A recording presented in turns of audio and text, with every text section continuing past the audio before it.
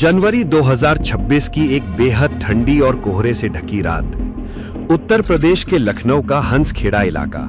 सन्नाटे को चीरती हुई अचानक एक गन शॉट की आवाज गूंजती है। एक साया अपनी जान बचाने के लिए छत के रास्ते भाग रहा है। वो कोई आम इंसान नहीं, बल्कि खुद कानून की रक्षा करने वाली एक महिला पुलिस ऑफिसर है। उसकी आंखों में खौफ है, सांसें फूली हुई हैं और वो थर थर कांप रही है। कुछ ही घंटों बाद सोशल मीडिया पर एक दिल दहला देने वाला वीडियो वायरल होता है, जिसमें वही महिला सब इंस्पेक्टर पुलिस थाने के सामने फूट फूट कर रो रही है, बेहोश हो रही है और अपने ही ससुर पर बेहद गंभीर और डरावने आरोप लगा रही है। इस अजीब और खतरनाक कहानी की शुरुआत होती है करीब एक साल पहले, यानी 14 फरवरी 2025 को। वैलेंटाइन डे का वो खूबसूरत दिन जब दुनिया प्यार का जश्न मना रही थी। इसी दिन लखनऊ के रहने वाले शुभम सिंह और सपना चौरसिया की शादी होती है। सपना चौरसिया कोई साधारण लड़की नहीं थी। वो उत्तर प्रदेश पुलिस में सब इंस्पेक्टर के पद पर तैनात थी और उसकी पोस्टिंग प्रयागराज के एयरपोर्ट पुलिस स्टेशन में थी।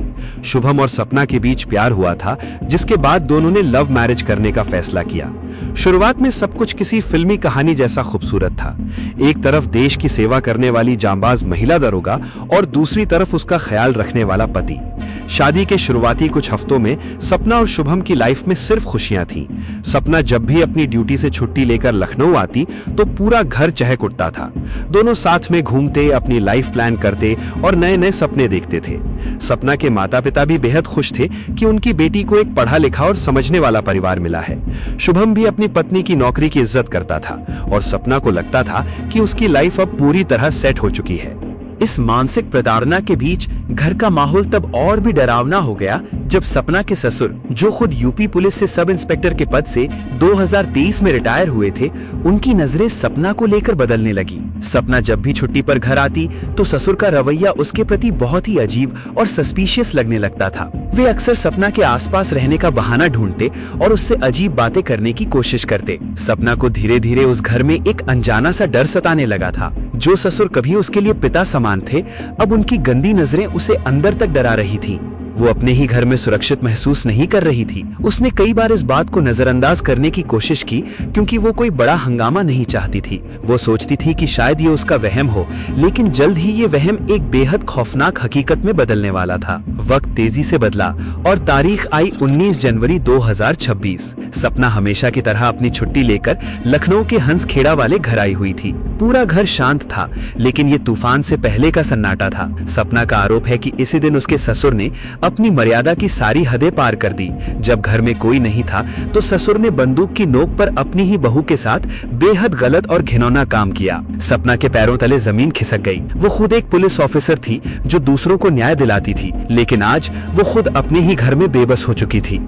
जब उसने इस भयानक हादसे के बारे में रोते हुए अपने पति शुभम को बताया तो उसे उम्मीद थी कि शुभम उसका साथ देगा और अपने पिता के खिलाफ खड़ा होगा, लेकिन शुभम का रिएक्शन सपना के दिल को पूरी तरह तोड़ देने वाला था। शुभम ने अपनी बीवी को इंसाफ दिलाने के बजाय उसका मुंह बंद रखने को कहा। उसने कहा कि अगर ये बात बाहर गई तो खानदान की बदनामी होगी, इसलिए इस मामले को यहीं दबा दो। सपना के लिए ये दोहरा झटका था। एक तरफ ससुर की दरिंदगी और दूसरी तरफ पति का ये ठंडा और स्वार्थी रवैया।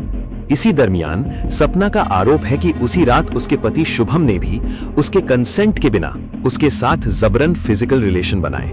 सपना पूरी तरह टूट चुकी थी। उसे समझ नहीं आ रहा था कि वो क्या करे। वो जिस इंसान को अपना रक्षक समझती थी, वही उसका भक्षक बन चुका था। घर का कलेश अब हद से बाहर जा चुका था। सपना को घर के अंदर एक तरह से बंधक बनाकर रख दिया गया था। उसका फोन छीनने की कोशिश की गई और उसे किसी से भी संपर्क करने से रोका गया। वो अपने ही घर में एक कैदी बनकर रह गई थी, जहां हर पल उसकी जान पर खतरा मंडरा रहा था। जब सपना ने इस मैरिटल रेप के खिलाफ आवाज उठाने की कोशिश की तो उसे डराने धमकाने के लिए उसके खाने या पीने की चीज में कुछ ऐसा मिला दिया गया जिससे उसकी जान जा सकती थी। सपना की तबीयत अचानक बहुत ज्यादा खराब हो गई। उसने किसी तरह अपने पिता को फोन करके इस बात की सूचना दी। पिता आनंद फानन में वहां पहुंचे और अपनी बेटी को अस्पताल में भर्ती कराया, जहां इलाज के बाद उसकी जान बच सकी। लेकिन इस खौफनाक घटना के बाद भी ससुराल वालों के चेहरे पर कोई शिकन नहीं थी। दोनों परिवारों के बीच समझौते के लिए 17 जनवरी को बातचीत की कोशिश भी की गई थी, लेकिन ससुराल पक्ष किसी भी तरह के समझौते या बातचीत के लिए तैयार नहीं था। वो हर बार चर्चा से कतराते और सपना को लगातार धमकियां देते रहे। इसके बाद 25 जनवरी 2026 की सुबह हालात और भी ज्यादा बदतर हो गए। सपना ने उस नरक से भागने का फैसला किया, लेकिन जैसे ही उसने घर से निकलने की कोशिश की, ससुराल वालों ने उसे रोकने के लिए बल प्रयोग किया। सपना का आरोप है कि घर में रखी लाइसेंसी रिवॉल्वर से उस पर जानलेवा हमला किया गया, फायरिंग की गई। वो किसी तरह खुद को बचाते हुए छत के रास्ते से भागी और सीधे पुलिस थाने पहुंची। लेकिन असली थ्रिलर और सस्पेंस तो अब शुरू होने वाला था। जब एक सब इंस्पेक्टर खुद रोती बिलखती थाने पहुंचती है तो उसे लगता है कि उसके अपने ही विभाग के लोग उसकी मदद करेंगे। लेकिन सपना का दावा है कि लखनऊ की हंसखेड़ा पुलिस चौकी के इंचार्ज मुन्ना लाल यादव और सब इंस्पेक्टर मनीष ने उसकी शिकायत पर कोई ध्यान नहीं दिया। वे 4 दिनों तक उसे टालते रहे और एफआईआर लिखने के बदले उससे सबूत मांगने लगे। और पुलिस कह रही है कि सबूत लाके दो। सपना का आरोप है कि मुन्ना लाल यादव ने विरोधी पक्ष से मोटी रकम ली थी और इसीलिए वे केस को दबाने की कोशिश कर रहे थे। सपना इस कदर टूट गई कि वो कैमरे के सामने फूट फूट कर रोने लगी और रोते रोते बेहोश हो गई। पुलिस विभाग में इस घटना से हड़कंप मच गया। आखिरकार भारी दबाव के बाद पुलिस ने सपना की शिकायत पर केस दर्ज किया। इस केस में भारतीय न्याय संहिता यानी बीएनएस की कई संगीन धाराएं लगाई गईं, जिनमें क्रूरता के लिए धारा 85, जानबूझकर अपमान करने के लिए धारा 352, आपराधिक धमकी के लिए धारा 351(3), गलत काम के लिए धारा 64(2), चोट पहुंचाने के लिए धारा 115(2), हत्या के प्रयास के लिए धारा 109(1) और अवैध रूप से बंधक बनाने के लिए धारा 127(2) और जानबूझकर हमला करने के इरादे से बल प्रयोग के लिए धारा 123 शामिल थी। कानूनी कागज पर तो कार्रवाई शुरू हो गई थी, लेकिन क्या ये पूरी कहानी का सिर्फ एक ही पहलू था? क्या वाकई एक बेबस महिला सब इंस्पेक्टर के साथ उसके ससुराल वालों ने इतनी बर्बरता की थी, या फिर इस खौफनाक कहानी के पीछे कोई और ही गहरा राज छुपा हुआ था? इस सस्पेंस से पर्दा उठना अभी बाकी था, क्योंकि अब इस मामले में पति शुभम सिंह का एक ऐसा पलटवार आने वाला था जिसने इस पूरे केस की दिशा ही बदल कर रख दी। जब पूरा सोशल मीडिया रोती हुई महिला दरोगा सपना चौरसिया के वीडियो को देखकर ससुराल वालों को कोस रहा था, ठीक उसी वक्त इस कहानी का दूसरा पक्ष यानी सपना के पति शुभम सिंह मीडिया के कैमरों के सामने आते हैं। उनके चेहरे पर कोई डर नहीं था, बल्कि एक ऐसी खामोशी थी जो किसी बड़ी साजिश की तरफ इशारा कर रही थी।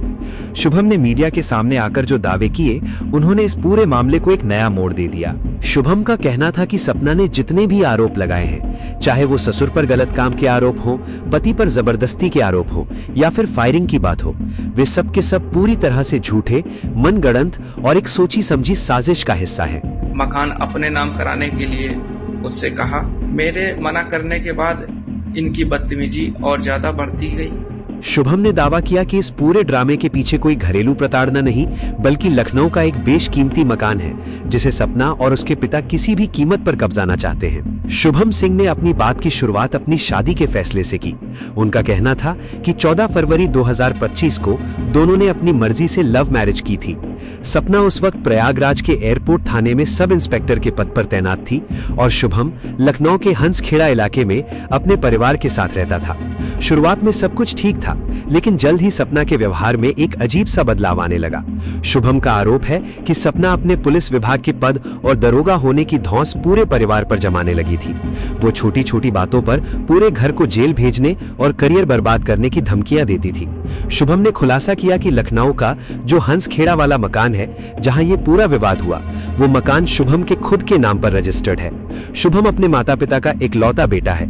जब सपना को इस बात का पता चला कि ये पूरा मकान शुभम के नाम पर है, तो उसने शुभम पर दबाव बनाना शुरू कर दिया कि वो इस मकान को सपना के नाम ट्रांसफर कर दे। शुभम ने जब इस बात से साफ इनकार कर दिया तो घर का माहौल पूरी तरह से बिगड़ गया। सपना और उसके पिता अशोक कुमार ने मिलकर इस मकान को कब्जाने की एक पूरी प्लानिंग तैयार की। शुभम का दावा है कि जब सपना को लगा कि सीधे तरीके से मकान उसके नाम नहीं होगा, तो उसने अपनी वर्दी का रौब दिखाना शुरू किया। वो कहती थी कि तुम चाहे जो कुछ कर लो, चाहे जहां चले जाओ, मेरा कोई कुछ नहीं बिगाड़ पाएगा क्योंकि मैं खुद पुलिस में हूं। इस कहानी में ससुर का जो किरदार है, उसे लेकर भी शुभम ने बेहद चौंकाने वाले फैक्ट्स सामने रखे। सपना ने जिस ससुर पर इतने संगीन और घिनौने आरोप लगाए थे, वो कोई आम इंसान नहीं है। शुभम के पिता खुद उत्तर प्रदेश पुलिस में सब इंस्पेक्टर के पद पर रह चुके हैं और साल 2023 में ही रिटायर हुए हैं। इस समय उनकी उम्र लगभग 65 वर्ष है।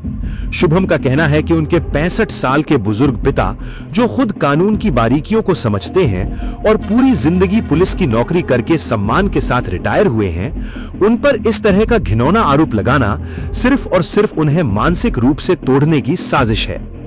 शुभम ने सवाल उठाया कि एक 65 साल का बुजुर्ग इंसान बंदूक की नोक पर अपनी ही बहू के साथ ऐसा काम कैसे कर सकता है, जबकि घर में हमेशा लोग मौजूद रहते थे।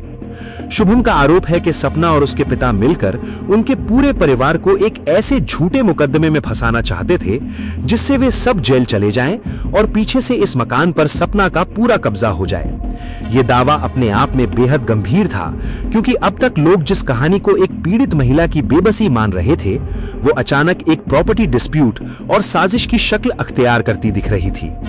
इसी गहमा गहमी के बीच सोशल मीडिया पर एक ऐसा कथित ऑडियो वायरल हो जाता है जिसने पूरे इंटरनेट पर तहलका मचा दिया। इस ऑडियो को सपना और शुभम के बीच की बातचीत का बताया जा रहा है। हालांकि इस ऑडियो की कोई स्वतंत्र सरकारी पुष्टि नहीं हुई है, लेकिन इसमें जो आवाज सुनाई दे रही है वो बेहद चौंकाने वाली है। इतने जूते मारेंगे ना कि तुम्हारा मुंह थोबड़ा बन जाएगा, तुअर कहीं के क्या बन जाएगा। मुझे बताया है शुरू बस गाली गलौज फालतू बात तो बताया आ रहा है कि मैं 10 मिनट नहीं लगेगा। ऑडियो की शुरुआत होती है जब सपना अपने पति शुभम को बेहद आक्रामक लहजे में डराते और धमकाते हुए कहती है कि अगर उसे घर वापस आना पड़ गया तो आज तो 13वीं नहीं हो पाएगी, लेकिन 13वें या 14वें दिन 13वीं जरूर हो जाएगी। वो आगे कहती है कि इतने जूते मारेंगे कि तुम्हारा मुंह थोपड़ा बन जाएगा। शुभम जब उससे शांति से बात करने की कोशिश करता है और कहता है कि गाली गलौज मत करो, शांत दिमाग से सोचो, तो सपना का गुस्सा और भड़क जाता है। वो कहती है कि उसके पास सिर्फ 10 मिनट का समय है, वरना वो अंदर आ जाएगी। वो आगे कहती हैं कि उसके पास केवल 2 ही ऑप्शन हैं, या तो वो तुरंत घर वापस आ जाए और उन दोनों लोगों को घर से बाहर निकाल दे, या फिर वहीं के वहीं उसका अंजाम बहुत बुरा होगा। पूरे ऑडियो में सपना जिस तीखे और आक्रामक लहजे में बात कर रही थी, वो उस रोती बिलखती बेबस महिला की छवि से बिल्कुल उलट था जो पुलिस थाने के सामने दिखाई दे रही थी। इस ऑडियो के सामने आने के बाद सोशल मीडिया 2 गुटों में बंट गया। एक तरफ वो लोग थे जो सपना के आरोपों पर यकीन कर रहे थे, और दूसरी तरफ वो लोग थे जो इस ऑडियो को सपना के आक्रामक व्यवहार और साजिश का सबसे बड़ा सबूत मान रहे थे। अब ये मामला बेहद पेचीदा और संवेदनशील हो चुका है, क्योंकि यहाँ 2 बिल्कुल अलग अलग सच आमने सामने खड़े हैं। एक तरफ उत्तर प्रदेश पुलिस की एक एक्टिव सब इंस्पेक्टर है जो खुद को एक पीड़ित महिला बताती है और अपने ससुर पर बेहद संगीन आरोप लगाती है। उसका दावा है कि उसे इंसाफ नहीं मिल रहा है और पुलिस विभाग के ही लोग पैसे खाकर उसके केस को दबाने की कोशिश कर रहे हैं। दूसरी तरफ उसका पति और ससुराल वाले हैं जो एक बुजुर्ग रिटायर्ड सब इंस्पेक्टर की बेगुनाही की दुहाई दे रहे हैं और इसे मकान कब्जाने की एक सुनियोजित साजिश बता रहे हैं। कानून के नजरिए से देखें तो यह स्थिति बेहद चुनौतीपूर्ण है। सुप्रीम कोर्ट के कई फैसलों में यह साफ कहा गया है कि जब भी किसी महिला द्वारा ऐसे गंभीर अपराधों की शिकायत की जाती है तो पुलिस का पहला और सबसे महत्वपूर्ण कर्तव्य होता है कि वो तुरंत FIR दर्ज करे और निष्पक्ष जांच शुरू करे। इस मामले में भी पुलिस ने भारी दबाव के बाद भारतीय न्याय संहिता की कई गंभीर धाराओं में मुकदमा दर्ज कर लिया है।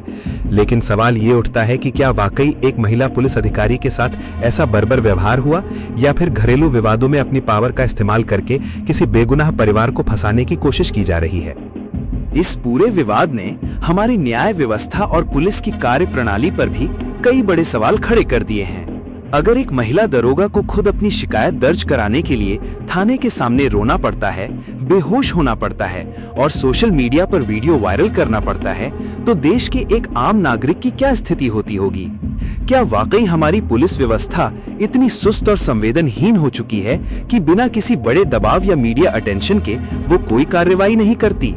और दूसरी तरफ अगर जांच के बाद ये आरोप झूठे साबित होते हैं तो फिर कानून के इस तरह के बेजा इस्तेमाल को कैसे रोका जाएगा?